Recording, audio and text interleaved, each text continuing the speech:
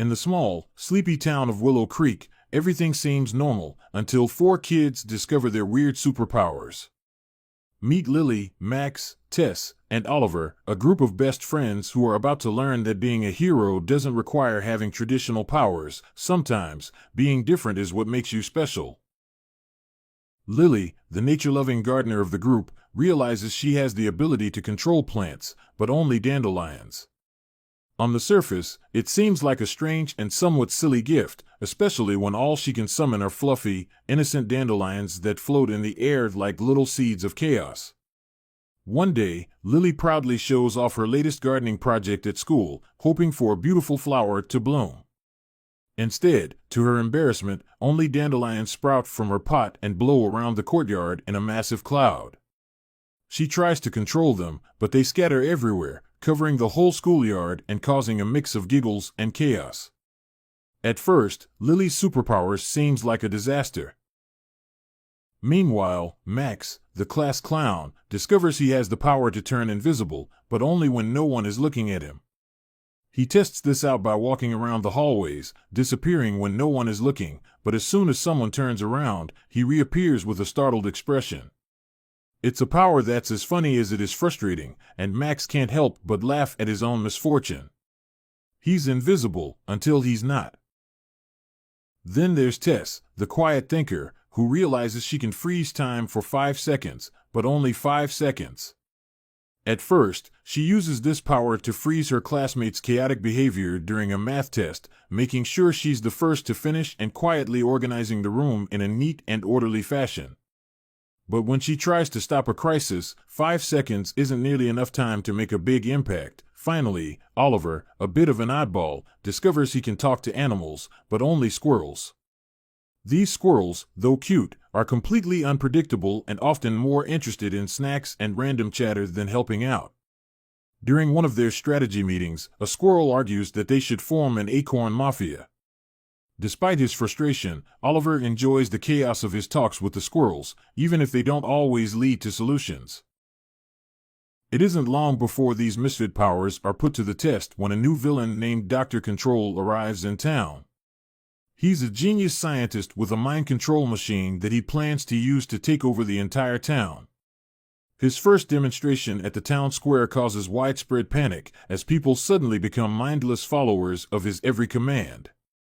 The kids realize that, despite their weird powers, they're the town's last hope. The kids quickly meet up and decide to team up to stop Dr. Control, knowing that their powers may not be traditional, but they might just work if they combined forces. As they head toward the town square, Tess freezes time for 5 seconds to strategize. They'll need a distraction, and they'll need to think on their feet. Lily comes up with a plan. She'll use her dandelions to block the mind control machine.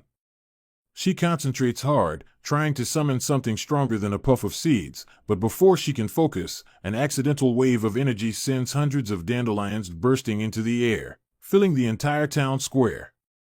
At first, it looks like a disaster. Dandelions are everywhere, flying through the air, blocking people's view, and confusing everyone in sight, but then Lily has an idea.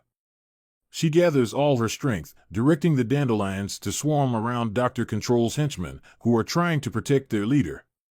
The henchmen are soon buried in a flurry of dandelions, unable to move or see. It's messy, it's chaotic, but it's effective. The distraction is so strong that the mind control machine starts to malfunction, sparking and sputtering.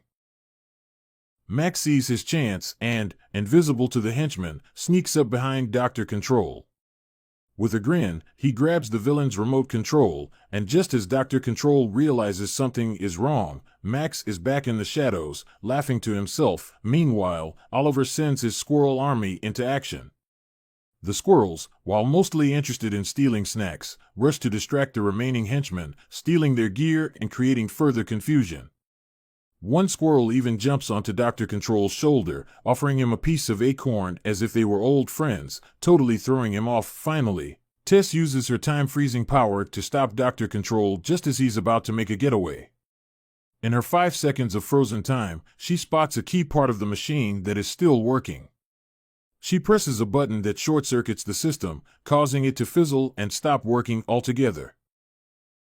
Dr. Control falls to the ground, covered in dandelions and utterly defeated. He tries to escape, but is tangled up in the cloud of dandelions, unable to move.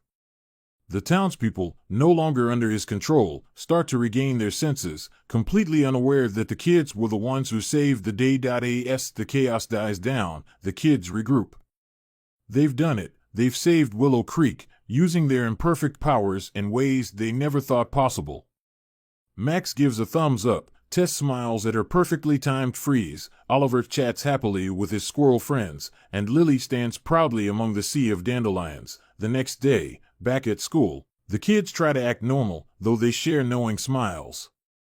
No one knows that the misfit superheroes were the ones who stopped Dr. Control.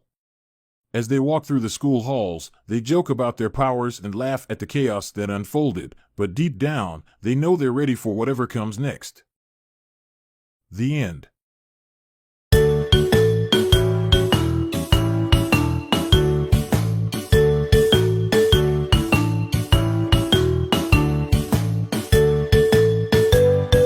Subscribe to my channel.